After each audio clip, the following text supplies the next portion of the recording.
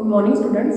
मैं Chaudhary Motaram Mir memorial college of education 5 NRT Nirvana Sumatgarh से class B.Ed second year subject gender school and society. जो हमारी last class थी उसमें हमने समाज के मुद्दे का जो टॉपिक है वो स्टार्ट किया था। उसके अंतर्गत हमने नारी हत्या और बाल विवाह पर चर्चा की थी। नारी हत्या और बाल विवाह। और जो आज की जो हमारी क्लास है उसमें हम दहेज प्रथा, विधवापन और घरेलू हिंसा पर चर्चा करेंगे।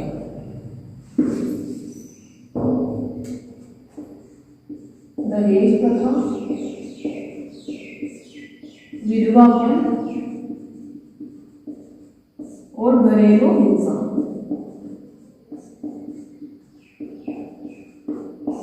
तो स्टार्ट करते हैं। तो सबसे पहले हम बात करते हैं दहेज प्रथा के ऊपर।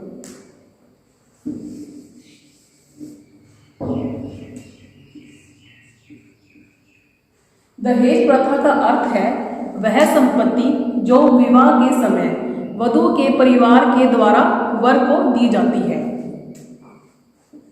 वह संपत्ति जो वधू के परिवार द्वारा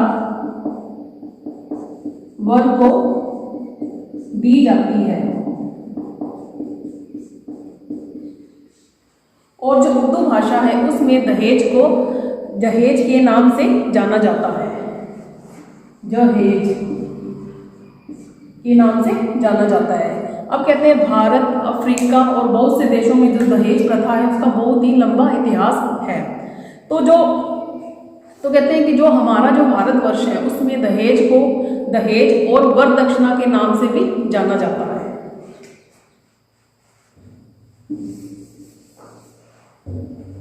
दहेज और वर दक्षिणा।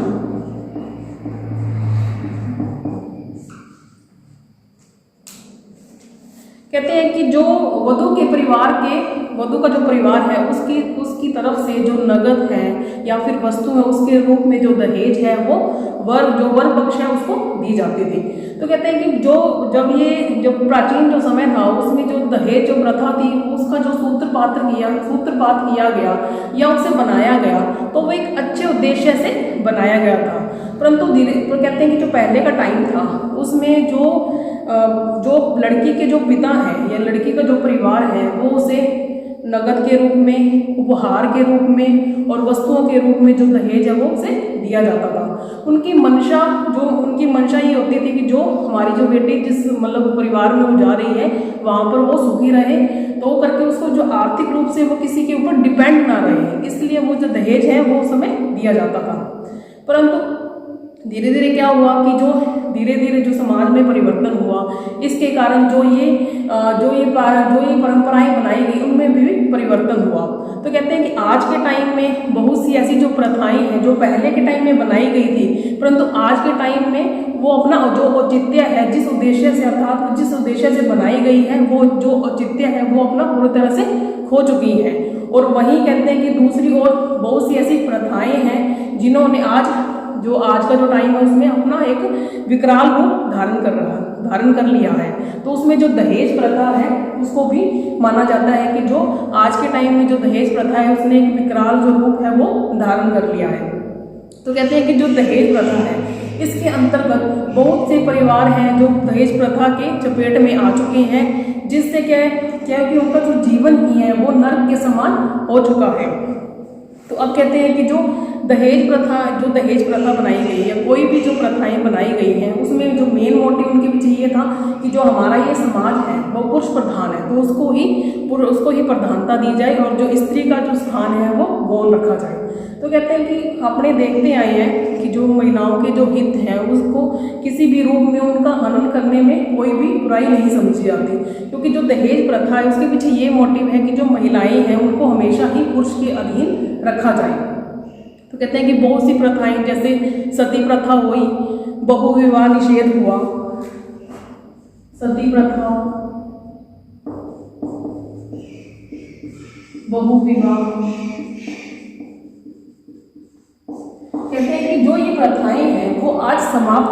समाप्त हो चुकी है, क्योंकि जो ये प्रथाएं थी वो एक अमानवीय रूप में थी। परंतु जो दहेज प्रथा है वो आज भी जो अपने विवाह संबंधी जो रीति रिवाज है उसका एक महत्वपूर्ण हिस्सा आज भी जो है दहेज प्रथा बनी हुई है।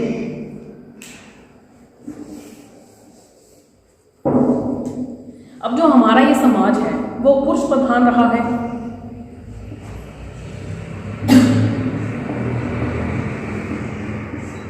और जो पुरुषों है उसको ही हमेशा प्रधानता दी जाती है।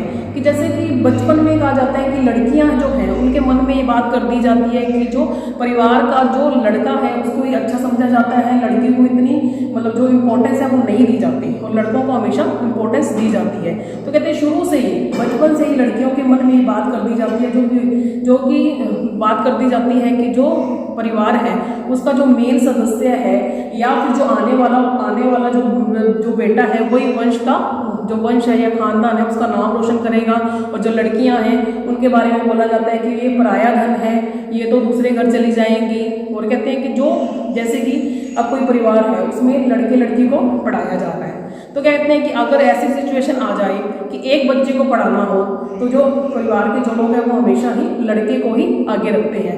कहते हैं कि लड़कों की शिक्षा के लिए तो जो परिवार के सदस्य हैं वो कोई भी लोन या कोई भी जैसे कर्ज लेने को तैयार हो जाते हैं, परंतु लड़कियों की शिक्षा से संबंधित कोई भी लोन लेना हो, कोई भी कर्ज लेना हो तो वो कार्य नहीं करते। तो उन्हें ये लगता है कि जो लड़कियां हैं ये तो पराया धन है, अगले घर चली जाएंगी, तो इनकी शिक्षा पर किसी भी तरह का जो पैसा है या धन व्यय करना जो धन व्यय करना बेकार समझा जाता है। तो कहते हैं कि जो दहेज प्रथा है उसके अंतर्गत जो युवती के जो पिता होते हैं वो जब उसको ससुराल में विदा करते हैं तो उसे कुछ धन देते हैं, कुछ तोहफे देते हैं। तो क्या कहते हैं जो ये धन दिया जाता है उसे या फिर जो ये तोहफे दिए जाते हैं उसे स्त्री धन के नाम से जाना जाता है, स्त्री धन। परंतु आज अपने देखते हैं कि जो महिलाएं हैं उनको जो भी उनके पिता के द्वारा जो भी धन दिया गया है, जो भी ज्वेलरी दी गई है या जो भी उपहार के स्वरूप में दिए गए हैं, तो वो क्या जो ससुराल परिवार के जो पक्ष के जो लोग होते हैं वो उसको हमेशा ही हथियाने का प्रयास करते हैं। तो कहते हैं आज के टाइम में, आज का जो टाइम है उसमें जो स्त्री धन है ना उसको प्रतिष्ठा मिली हुई है। देखा जाता है कि जैसे जो भी विवाह हो रहे हैं, अगर जो विवाह में बहुत ज़्यादा खर्चा करता है तो माना जाता है कि उसके समाज में प्रतिष्ठा बहुत अधिक होगी, और जो धन विवाह में जो पिता अपनी पुत्री के लिए धन कम खर्च करता है तो माना जाता है कि समाज में उसकी कोई भी प्रतिष्ठा नहीं होती। बस वही बात है कि जैसे विवाह में जितना ज़्यादा पैसा लगाया जाता है उसकी मान प्रतिष्ठा जो है या सम्मान उसका बढ़ता है, जो कम जो पैसे लगाते हैं उसकी जो मान प्रतिष्ठा है वो संसार में जो समाज है उसमें धूमिल हो जाती है। तो कहते हैं कि अब जो दहेज है, आज के टाइम में जो दहेज प्रथा है उसको ही सम्मान का जो प्रतीक समझा जाता है।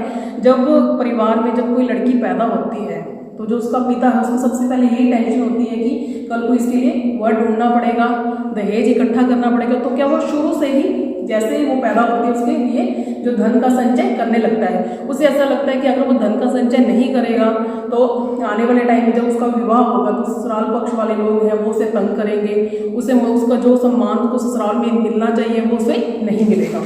तो करके कहते हैं कि जो दहेज प्रथा है वो एक आजकल जो आज के टाइम में एक अभिशाप का रूप इसने ले लिया है, अभिशाप का रूप ले लिया है। तो कहते हैं कि जो महिलाओं के दहेज के कारण ही जो महिलाएं हैं उन्हें शारीरिक तथा मानसिक रूप से प्रताड़ित किया जाता है, उन्हें मारा पीटा जाता है, उनके साथ गाली गलौज की जाती है। और कहते हैं कि आज का जो टाइम है उसमें जो दहेज प्रथा है उसने अपना एक जो विकराल रूप है वो धारण कर लिया है। जो प्रत्येक जो लड़की के जो पिता है वो हमेशा ही इसी टेंशन में रहते हैं कि लड़की पैदा हुई है तो इसके लिए हमेशा दहेज जो है वो शुरू से ही इकट्ठा करना पड़ेगा। तो करके जो दहेज प्रथा है उसने आज एक अपना विकराल रूप धारण कर लिया है। तो ये तो हो गया दहेज प्रथा के बारे में बात। आगे हम बात करते हैं कि दहेज जो प्रथा है उसे रोकने के उपाय कौन कौन से हैं।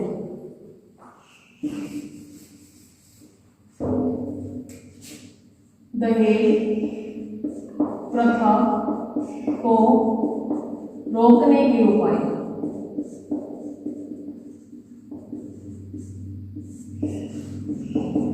अब जो पहला उपाय है वो ये बताया गया है कि जो अभिभावक है या अर्थात जो माता पिता हैं वो अपनी जो लड़की है उसको इतना एजुकेटेड करें, उसको इतना शिक्षित करें कि अगर उसके खिलाफ कोई भी, उसके विरुद्ध अगर कोई मतलब उसके विरुद्ध कोई भी बात अगर हो रही है तो वो उसका विरोध कर सके, उसके खिलाफ जो है वो अपनी आवाज़ को बुलंद कर सके। तो लड़कियों को शिक्षित किया जाए।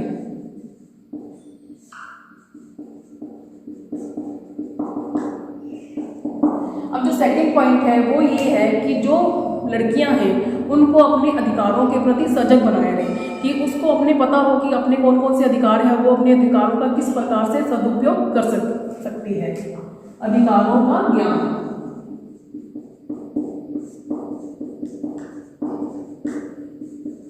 अब जो थर्ड पॉइंट है वो ये है कि आज का जो टाइम है उसमें जो दहेज प्रथा है उसको मतलब समाप्त करने के लिए जो युवा पीढ़ी है उसे सशक्त एक भूमिका निभानी चाहिए। सशक्त भूमिका। उसे सदैव ही अपने माता पिता से ये बात बोलनी चाहिए कि उसे दहेज नहीं चाहिए, उसे ऐसा जीवन साथी चाहिए जो उसके कंधे से कंधा मिलाकर चल सके। तो जो नेक्स्ट पॉइंट है वो है कि जैसे जो चलचित्र है, टीवी है, दूरदर्शन है, इससे मतलब इनका उपयोग करते हुए जो दहेज प्रथा है उसके प्रति जागरूकता उत्पन्न की जाए।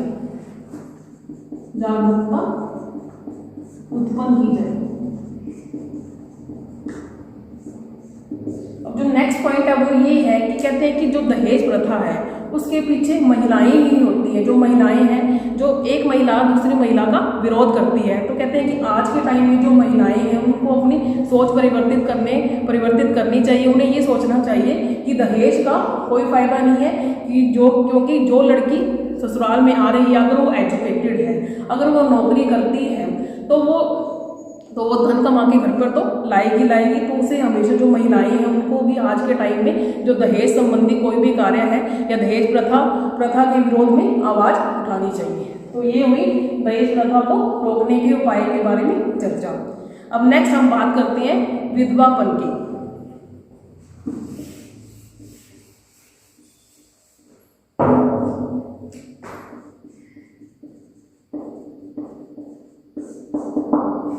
अब जो विधवापन है इसमें कहा गया है कि कोई भी जो महिला है जब उसके पति का किसी दुर्घटना के कारण, किसी बीमारी के कारण अगर उसका जो पति है वो मर जाता है तो जो स्त्री है उसे वैधव्य का जीवन व्यतीत करना पड़ता है। वैधव्य का जीवन। तो कहते हैं कि जो ये विधवापन का जो जीवन जो महिला है जिसको व्यतीत करना पड़ रहा है उसके लिए ये जो टाइम है वो बहुत ही कष्टकारी होता है। अगर उसके साथ उसका बच्चा हो तो उसके लिए तो और ही मुसीबत की बात हो जाती है, क्योंकि उसका जो बच्चा है, जो उसका पालन पोषण है, खान पान है, उसे उसके लिए किसी और पर डिपेंड होना पड़ता है। तो कहते हैं कि जो महिलाएं होती हैं उनको जो महिलाएं जो विधवा होती हैं उनको कहते हैं कि कानून की तरफ से उनको अधिकार तो मिले हुए हैं। जो संपत्ति का जो अधिकार है वो उन्हें दिया गया है। जो पति की जो संपत्ति है उस पर उसका कानूनी अधिकार होता है। परंतु जो ससुराल पक्ष के जो लोग होते हैं जैसे सास है, ननंद है, देवर है, तो वो क्या करते हैं कि जो महिलाओं का जो हिस्सा होता है, जो विधवा महिला है उसका जो हिस्सा होता है उसको धोखे की मतलब धोखा कर उसके साथ मतलब उसको अपने नाम करवा लेते हैं। परंतु आज के टाइम में अपने बात करते हैं तो जो ये सिचुएशन है, जो ये स्थिति है, ये परिस्थिति है वो परिवर्तित हो चुकी है। आज के टाइम में जो माता पिता है वो सोचते हैं कि जो लड़की है जो विधवा हो गई है उसका पुनः विवाह कर दिया जाए या उसकी इच्छा के साथ विवाह कर दिया जाए ताकि उसे किसी के ऊपर भी निर्भर ना रहना पड़े। तो बोला जाता है कि समाज के मुद्दों के अंतर्गत जो विधवापन है वो भी आता है। अब नेक्स्ट हम बात करते हैं घरेलू हिंसा के बारे में।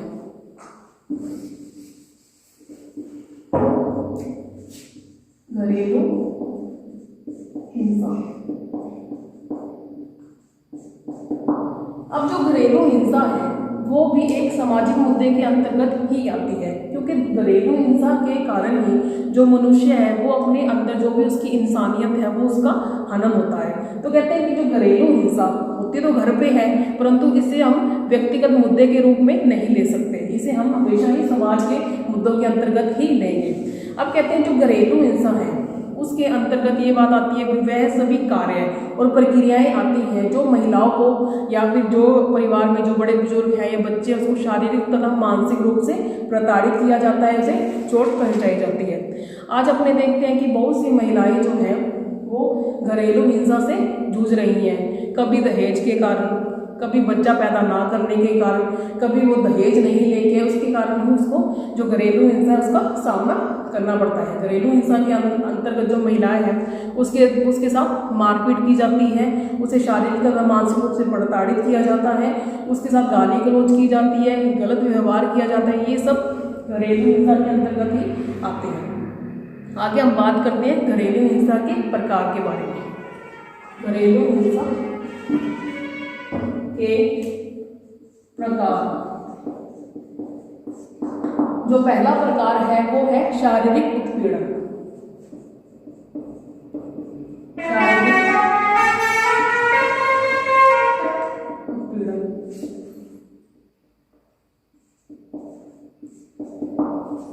अब जो शारीरिक उत्पीड़न है उसमें जो पहला पॉइंट है वो है महिला के शरीर को कष्ट पहुंचाना, जैसे कि उसे मारना, पीटना। अब जो सेकंड पॉइंट है वो ये है कि ऐसा कोई भी कार्य करना जो महिला के जो जीवन है उसको खतरे में डाल देता है।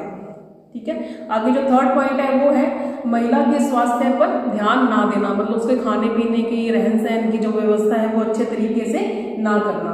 आगे जो नेक्स्ट पॉइंट है वो है महिला के ऊपर किसी भी प्रकार से हमला कर देना, वो सब शारीरिक उत्पीड़न के अंतर्गत आते हैं। अब जो नेक्स्ट है वो है यौनिक उत्पीड़न। सेकंड नंबर पे है यौनिक उत्पीड़न। अब यौनिक उत्पीड़न के अंतर्गत कि महिला जो है उसका जो मान सम्मान है या उसकी गरिमा है उसको ठेस पहुंचाना या उसके साथ एक जो गलत व्यवहार है वो करना। तो जो नेक्स्ट है वो है भावनात्मक उत्पीड़न। थर्ड नंबर पर है भावनात्मक उत्पीड़न। अब इसमें भावनात्मक उत्पीड़न में जो पहला पॉइंट है वो ये है कि किसी भी महिला के साथ गाली गलौज करना, उसे गाली देना। ठीक है। जो सेकंड पॉइंट है वो है कि अगर किसी महिला का संतान उत्पन्न ना करना या फिर बार बार लड़की पैदा करना तो उसको मानसिक रूप से प्रताड़ित करना। जो नेक्स्ट पॉइंट है वो है जो दहेज में मतलब दहेज की मांग करना, जो महंगी चीजें हैं उसकी मांग करना लड़की के परिवार वालों से। ठीक है। ये तो हो गया भावनात्मक उत्पीड़न। जो नेक्स्ट है वो है आर्थिक उत्पीड़न। फोर्थ नंबर पे है आर्थिक उत्पीड़न। अब इसमें जो पहला पॉइंट है वो ये है कि जो महिला है उसको जो सांझी गृहस्थी है, जैसे कि पंखा है, रेडियो है, अलमारी है, उसका उपयोग ना करने देना। जो सेकंड नंबर पे है वो है किसी भी प्रकार से जो धन है या संपत्ति है जो उस पर जिस महिला का कानूनी अधिकार है उससे वो छीन लेना, तो वो आर्थिक उत्पीड़न के अंतर्गत आती है। जो नेक्स्ट है वो है अन्य।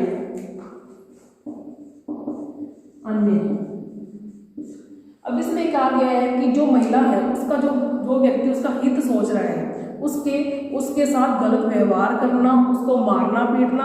और नेक्स्ट जो है सेकंड पॉइंट जो है वो ये है कि जो महिला है उसको किसी भी सहयोगी के साथ, किसी भी जो मित्र है, कोई भी जो महिला उसका जो मित्र है उससे गलत व्यवहार करना, उसे विभिन्न प्रकार के जो ताने हैं वो कसना ही अन्याय के अंतर्गत आता है। तो आज की जो हमारी ये क्लास है उसमें जो समाज के जो मुद्दे हैं वो टॉपिक कंप्लीट है।